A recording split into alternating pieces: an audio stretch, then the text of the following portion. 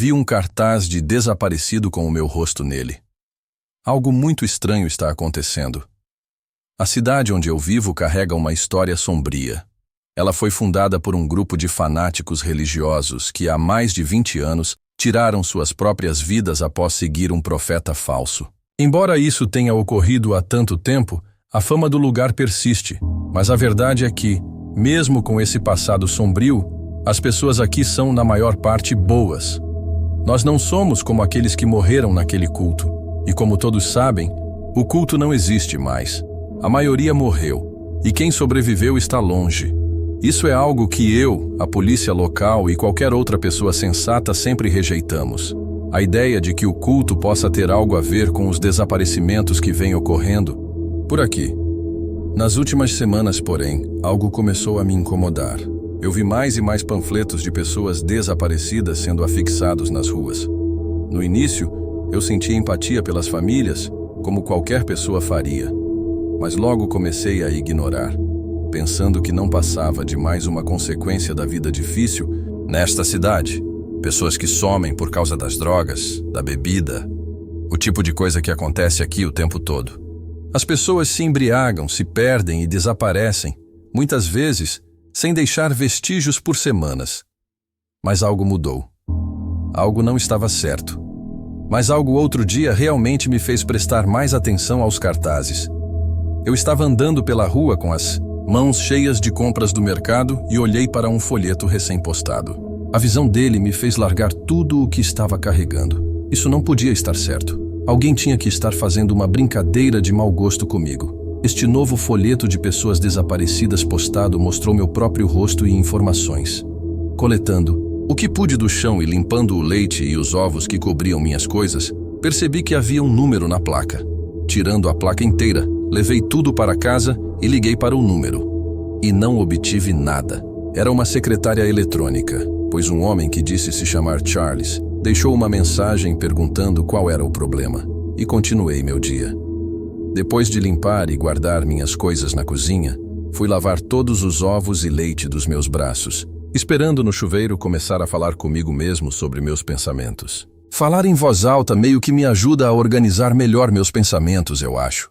Enquanto conversava profundamente comigo mesmo, pensei ter ouvido um barulho do lado de fora do banheiro. Colocando minha cabeça para fora do chuveiro para tentar ouvir melhor, o som desaparecer. Se eu pudesse descrevê-lo, diria que era o som de alguém simplesmente estando ali. Como o chão flexionando e respirações sendo tiradas. Uma mudança quase imperceptível no silêncio da minha casa.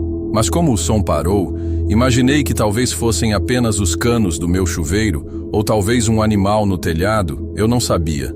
Mas não ia deixar isso me incomodar, pois claramente não era nada. Terminando meu banho em paz, saí apenas para que essa paz fosse instantaneamente quebrada. Enquanto secava minha cabeça e rosto, vi no espelho, era uma palavra ou um símbolo talvez? É muito difícil dizer. Eu não escrevi isso, e pior ainda, quando coloquei minha cabeça para fora do chuveiro 1 ou 2 minutos antes, não estava lá, era apenas vapor no espelho. Com isso, arrumei uma mala e comecei a dirigir até a casa da minha mãe, parando apenas na delegacia para registrar um boletim de ocorrência e talvez obter ajuda da polícia. Eles levaram isso muito a sério, felizmente, e mais tarde naquela noite, enquanto eu estava na casa da minha mãe, recebi um telefonema de um policial na minha casa. Ele disse que eles procuraram de cima a baixo e não viram nada, mas ele ainda me aconselhou a ficar na casa da minha mãe durante a noite, o que eu planejava fazer de qualquer maneira. No meio da noite, acordei com o que pensei ser um carro piscando os faróis enquanto passava, mas não tinha muita certeza, e levei algum tempo para voltar a dormir, pois o cabideiro que me assombrou durante toda a minha infância nesta casa chamou minha atenção. Assim como fez 20 anos atrás. Minha mente de criança, naquela época, sempre imaginou que era um homem parado me observando dormir por horas. Mas agora sou adulto. Então tentei o meu melhor para ignorar. Mas por algumas horas fiquei deitado e olhei para o cabideiro, certificando-me de que era só isso, até desmaiar. No dia seguinte, minha mãe estava realmente relutante em falar comigo sobre qualquer coisa. E quando eu mencionei a estranheza de tudo isso, Ela apenas me disse que eu chegaria atrasado para o trabalho. E bem, ela estava certa. Correndo para o trabalho, cheguei 10 minutos atrasado e, como de costume, meu chefe não ficou muito feliz. Mas não foi por eu estava atrasado dessa vez. Foi porque aparentemente alguém ligou e disse a ele que eu não estaria lá e supostamente a voz no telefone soou como eu e eu disse ao meu chefe basicamente para ir se fuder e que eu saísse. O que eu definitivamente não fiz. Enquanto tentava explicar ao meu chefe, ele ameaçou chamar a polícia se eu não fosse embora. Então eu saí e voltei para casa para pegar mais algumas coisas antes de voltar para minha mãe. Quando cheguei lá, encontrei algo que me deu um arrepio no pescoço e na espinha. Enquanto eu arrumava uma mala maior, abri meu armário grande para pegar algo quando vi um pouco de isolamento de fibra de vidro espalhado pelo armário. Confuso, olhei para a entrada do vão quando vi que estava aberto, e não ligeiramente aberto. Era muito aberto. Aberto o suficiente para uma pessoa rastejar. Enquanto eu estava chocado de horror, fui tirar uma foto, mas um baque no andar de baixo me colocou em modo de voo. Corri silenciosamente para o meu quarto, peguei minha bolsa e laptop e tentei o meu melhor para ficar quieto enquanto abria minha janela. Assim que ouvi a porta do armário do lado de fora, fechando violentamente, pulei. A queda de 2 andares doeu pra caramba e me fez mancar até o meu carro, mas foi melhor do que encontrar quem estava na minha casa. Enquanto dirigia, liguei para a polícia e disse que havia alguém lá. Mais tarde, porém, o mesmo delegado me ligou parecendo meio confuso. Ele disse que minha casa estava bem, não havia ninguém lá e nem parecia que alguém tinha estado lá por um tempo. Ou seja, quem quer que fosse, limpou minha casa depois que eu saí. Mas era impossível.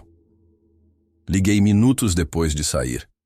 Chegando à casa da minha mãe, tentei convencê-la do que estava acontecendo, pegando minha câmera da bolsa para mostrar a ela o que estava escrito no espelho, quando percebi que minha câmera estava quebrada. Provavelmente quebrou quando pulei da janela, mas felizmente o cartão SD ainda estava intacto. Depois de um longo tempo de carregamento do chip danificado, minha mãe saiu da sala para continuar fazendo o que estava fazendo. Eventualmente, a galeria de fotos finalmente carregou. E recebi uma mensagem dizendo que o SD estava quase cheio, o que realmente me confundiu, pois eu tinha acabado de comprá-lo. Olhar as fotos fez meu sangue gelar. Além de uma dúzia de fotos que tirei na semana ou mais em que tive o cartão, a maioria do cartão SD de 500 GB estava cheia de fotos minhas dormindo. Nem mesmo na minha casa. Algumas das fotos mais recentes eram minhas ontem à noite na casa da minha mãe. Mais de 200 fotos eram minhas deitadas olhando para a câmera no canto do meu quarto.